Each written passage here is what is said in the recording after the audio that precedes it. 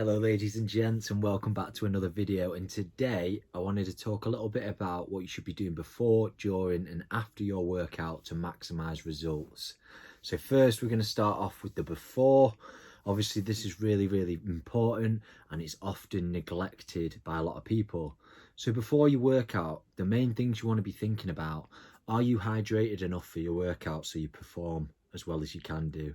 So what I like to do is aim to get at least 2 litres of water in before I train. And that's really easy because as soon as you wake up, you should be getting a litre of water in to replace that litre of water you've lost overnight while you're sleeping. And then you can easily get another litre of water in before you train. And this is just going to help you to be hydrated and get the most out of your session. Alongside hydration, another really important one is to make sure you're fueled up for your workouts.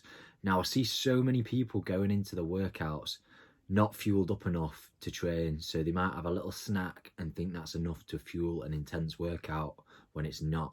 And you need to be careful not to have your meal too soon before you train, because you're not going to have that energy readily available for you, and you're also going to be very bloated for when you do train, and you don't want that. So what you should be aiming to do is to get a decent meal in about 90 minutes before you train, a good balance of easily digested carbs and protein. And this doesn't need to be overly complicated. What I do is just have a big bowl of cereal and a protein shake, which are both really easily digested. So I'm not going to be bloated, but I'm going to get a quick release of energy ready for my training.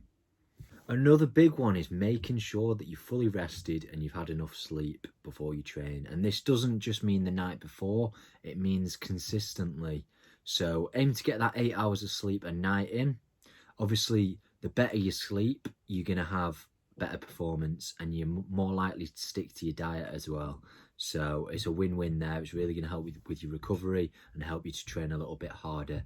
So leading up to that workout, it's really important that you get in the right headspace. So what I mean by this is maybe go for a little walk before you train. Think about what you're going to be doing throughout that session, what sort of numbers you're going to be aiming for on each exercise, and maybe flick through your logbook so you can look at your previous session and try to beat those numbers. It really helps to get you motivated, get you in the zone.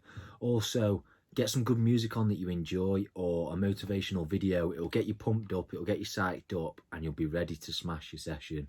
Okay, and finally for the pre-training, just make sure you're nice and warmed up. So do a little bit of mobility work, do some lighter sets leading up to that maximum weight. It just makes sure that your mind muscle connection's there, your focus is there, and you're not going to get injured as easily because the smaller muscles like your rotator cuff are going to be warmed up before you're doing any other movements. So really important one, guys. Don't skip that warm up. So we're now going to move on to during your workout. What sort of things you should be doing during your workout to get the most out of it. Now, focus is a big one. Trying to stay focused throughout your workout is absolutely essential. Try and make sure there's no other distractions there.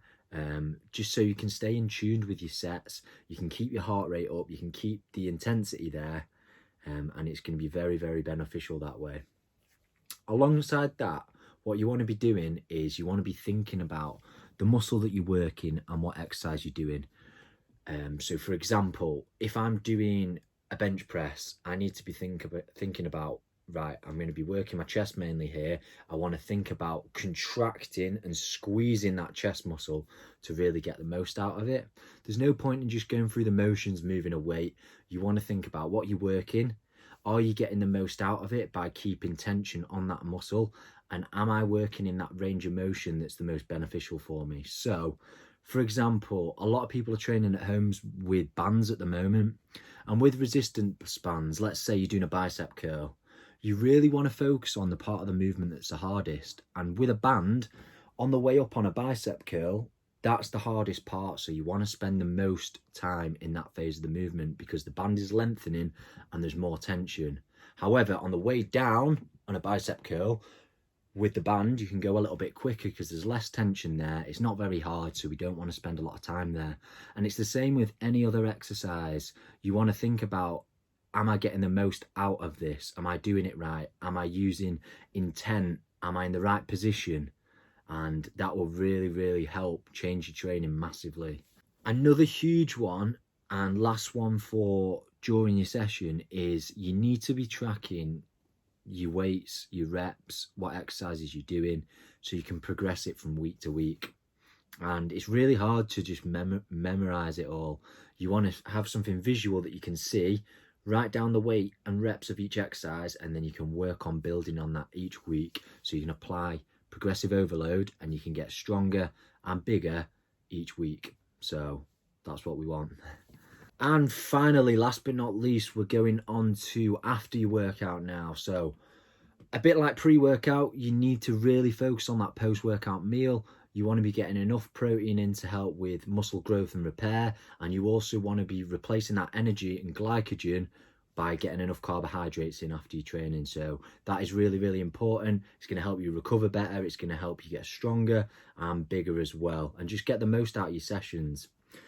Alongside that, you need to be thinking and analysing your session. So for example, you should be thinking about, right, I did my bench press earlier. Could I have done anything better doing that exercise?